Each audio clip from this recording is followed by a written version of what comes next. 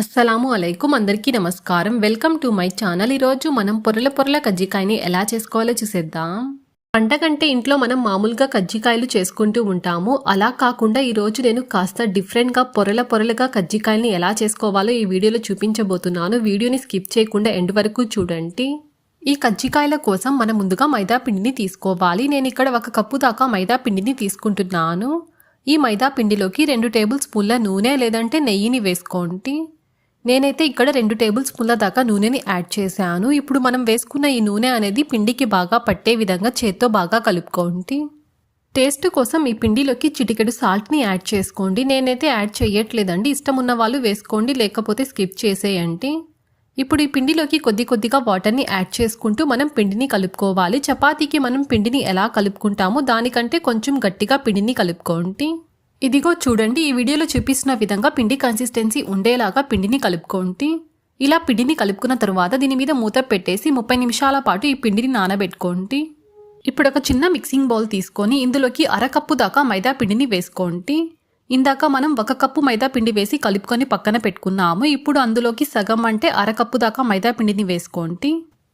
ఈ పిండిలోకి నెయ్యి లేదంటే ఆయిల్ని వేసుకొని పిండిని కలుపుకోవాలండి. ఈ పిండిలో వాటర్ని అస్సలు యాడ్ చేయకూడదు. నేను ఇక్కడ మొత్తం ఆయిల్ వేసి ఈ పిండిని కలుపుకుంటున్నాను.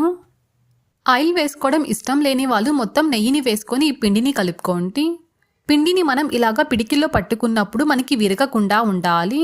ఇలా విరిగితే మళ్ళీ ఇందులోకి కొద్దిగా నెయ్యి లేదంటే ఆయిల్ని వేసుకొని పిండిని అయితే కలుపుకోవాలి. ఇక్కడ నేను కొద్దిగా ఆయిల్ని యాడ్ చేసి పిండిని కలుపుకుంటున్నాను. ఈ వీడియోలో చూపిస్తున్న విధంగా పిండి కన్సిస్టెన్సీ ఉండేలాగా పిండిని కలుపుకోండి. ఈ పిండిని కూడా 30 నిమిషాల పాటు నానబెట్టుకోవాలండి. ఈలోపు మనం స్టఫింగ్ అయితే ప్రిపేర్ చేసుకుందాం. దానికోసం స్టవ్ ఆన్ చేసి స్టవ్ మీద ఏదైనా ఒక కడాయిని పెట్టుకొని ఇందులోకి 1 లేదా 2 టేబుల్ స్పూన్ల దాకా నెయ్యిని వేసుకోండి. ఇందులోకి మనకి నచ్చిన డ్రై ఫ్రూట్స్ని మనం యాడ్ చేసుకోవాలి. నేను ఇక్కడ కొద్దిగా బాదంని ఇలాగా సన్నగా కట్ చేసుకొని వేసుకుంటున్నాను.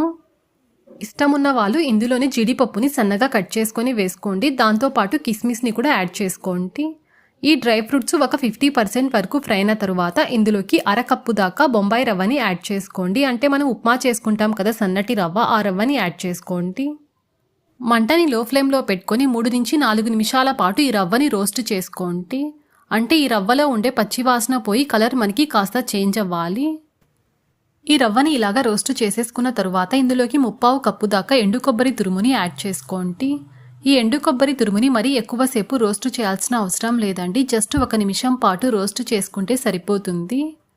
ఇప్పుడు ఈ స్టఫింగ్ని వెంటనే మనం వేరొక ప్లేట్లోకి తీసుకోవాలి. ఇదే కడాయిలో ఉంటే కడాయి హీట్కి మరీ ఎక్కువగా మాడిపోతాయి. ఇప్పుడు ఈ స్టఫింగ్ని పూర్తిగా చల్లారనివ్వండి. ఇప్పుడు ఒక చిన్న మిక్సీ జార్ తీసుకొని ఇందులోకి 1/2 కప్పు దాకా పంచదారని వేసుకొని 2 లేదా 3 యాలకుల్ని వేసుకొని మరీ మెత్తగా కాకుండా కొంచెం కోర్స్గా బ్లెండ్ చేసుకోండి. ఈ పంచదారని మరీ మెత్తగా పౌడర్ లాగా బ్లెండ్ చేసుకుంటే టేస్ట్ అంతా బాగుండదు. అందుకనేసి బరకగా బ్లెండ్ చేసుకోండి. ఇలాగా షుగర్ పౌడర్ని ప్రిపేర్ చేసేసుకున్న తర్వాత మనం ముందుగా రవ్వని వేయించి పెట్టుకున్నాం కదా, అందులోకి షుగర్ పౌడర్ని యాడ్ చేసుకోండి. మనం వేసుకున్న షుగర్ పౌడర్ రవ్వలో బాగా కలిసేలాగా ఒకసారి దీనంతా బాగా మిక్స్ చేసేసుకోండి. అంతే అండి, మనకి ఇక్కడ స్టఫింగ్ అయితే రెడీ అయిపోయింది. పిండిని కలుపుకొని 30 నిమిషాల పాటు మనం నానబెట్టుకున్నాం కదా. 30 నిమిషాల పాటు నానబెట్టుకున్న తరువాత పిండిని ఒకసారి చేత్తో బాగా కలుపుకోండి. ఇలా బాగా కలుపుకున్న తరువాత ఈ పిండిలో నుంచి కొద్దిగా పిండిని తీసుకొని కాస్త మీడియం సైజులో ఉండేలాగా ఉండలు ప్రిపేర్ చేసుకోండి. నేను తీసుకున్న పిండికి నాకు 3 వరకు పిండి ముద్దలు వచ్చాయండి. ఈ పిండి ముద్దల్ని పక్కన పెట్టుకోండి. మనం ఆయిల్ వేసి పిండిని కలిపి పెట్టుకున్నాం కదా, ఈ పిండి ముద్దలో నుంచి కొద్దిగా పిండిని తీసుకొని చిన్న సైజులో 3 పిండి ముద్దలు వచ్చే విధంగా కలుపుకొని పక్కన పెట్టుకోండి.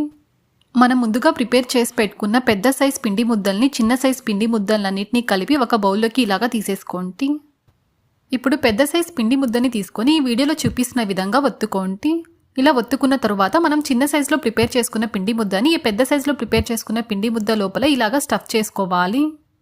మనం స్టఫింగ్ చేసుకున్న పిండి ముద్ద బయటికి రాకుండా ఈ వీడియోలో చూపిస్తున్న విధంగా బాగా ఒత్తుకొని రౌండ్ బాల్ లాగా ప్రిపేర్ చేసుకొని పక్కన పెట్టుకోండి. ఇదే విధంగా మిగతా 2 పిండి ముద్దల్ని కూడా స్టఫ్ చేసుకొని రౌండ్ బాల్స్ లాగా ప్రిపేర్ చేసుకొని పక్కన పెట్టుకోండి. మనం ఫస్ట్ టైం ప్రిపేర్ చేసేటప్పుడు ప్రాసెస్ కాస్త పెద్దదిగా అనిపిస్తుంది. ఒకసారి మనం ట్రై చేశాక నెక్స్ట్ టైం మనకి ఈజీగా అనిపిస్తుందండి. ఇప్పుడు చపాతీ చేసే చెక్కపీట చెక్కకర్ర తీసుకొని మనం ముందుగా ప్రిపేర్ చేసి పెట్టుకున్న పిండి ముద్దని ఈ వీడియోలో చూపిస్తున్న విధంగా రోల్ చేసుకోండి. మనం ఇలాగ చేత్తో రోల్ చేసుకున్న తర్వాత చపాతీ చేసే చెక్కకర్ర తీసుకొని ఈ వీడియోలో చూపిస్తున్న విధంగా రోల్ చేసుకోండి. ఇలాగ పొడుగ్గా రోల్ చేసుకున్న తర్వాత 2 సైడ్స్లో కూడా మనకి ఈక్వల్గా వచ్చేలాగా రోల్ చేసుకోండి. మనకి ఎంత వీలవుతుందో దానికి తగ్గట్టుగా మనం ఇక్కడ రోల్ చేసుకోవాలంటే ఇలాగ రోల్ చేసేసుకున్న తర్వాత ఈ వీడియోలో చూపిస్తున్న విధంగా ఇలాగ సన్నగా రోల్ చేసుకుంటూ రావాలి. ఇలాగ కింద వరకు మనం రోల్ చేసుకోవాలంటే ఇలా రోల్ చేసుకున్న ఈ పిండిని ఇంకొకసారి కూడా సేమ్ ఇదే ప్రాసెస్లో మళ్ళీ రోల్ చేసుకోవాలంటే ఇలాగా మనం 2 టైమ్స్ రోల్ చేసుకోవడం వల్ల కజ్జికాయల్లో మనకి పొరలు అనేవి ఎక్కువగా వస్తాయి. ఇలా రోల్ చేసేసుకున్న తరువాత ఈ వీడియోలో చూపిస్తున్న విధంగా మళ్ళీ మనం ఇలాగా సన్నగా రోల్ చేసుకుంటూ కింద వరకు రావాలి. ఇంతాక మనం ఎలా రోల్ చేసుకున్నామో అదే ప్రాసెస్ అంటే ఇప్పుడు చాకుతో మనం ఈక్వల్ సైజ్ వచ్చేలాగా వీటిని కట్ చేసుకోవాలండి. ఇక్కడ నాకు 3 పీసెస్ వచ్చాయి. చూడండి ఇక్కడ మనకు పొరలు ఏ విధంగా కనిపిస్తున్నాయో.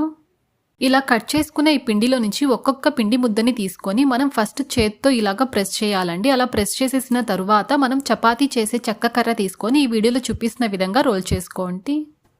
మనకి ఎంత వీలవుతుందో దానికి తగ్గట్టుగా మనం రోల్ చేసుకోవాలి. ఇక్కడ మనం రోల్ చేసేటప్పుడే మనకి ఇక్కడ పొరలు కనిపిస్తాయండి.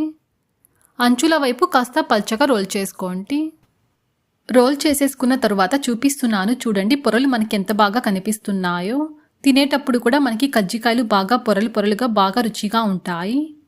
ఇలాగా రోల్ చేసేసుకున్న తరువాత దీన్ని వెనక వైపుకు తిప్పుకొని మనం ఇందులోకి స్టఫింగ్ని వేసుకోవాలంటే దీని లోపల మనకి ఎంత స్టఫింగ్ పడుతుందో అంత స్టఫింగ్ని వేసుకొని మనం వేసుకున్న స్టఫింగ్ బయటికి రాకుండా చేతి వేళ్లతో బాగా ప్రెస్ చేస్తూ ఒత్తుకోండి.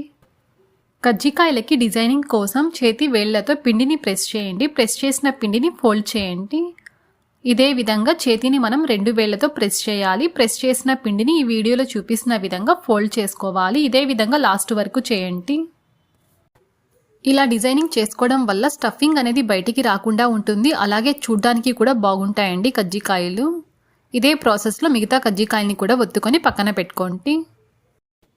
ఇలా ఒత్తుకున్న తర్వాత చూడండి ఈ కజ్జికాయల్లో మనకి పొరలు బాగా కనిపిస్తున్నాయి. వీటిని ఆయిల్లో వేసి ఫ్రై చేసుకున్నాక ఇంకా మనకి పొరలు బాగా కనిపిస్తాయండి.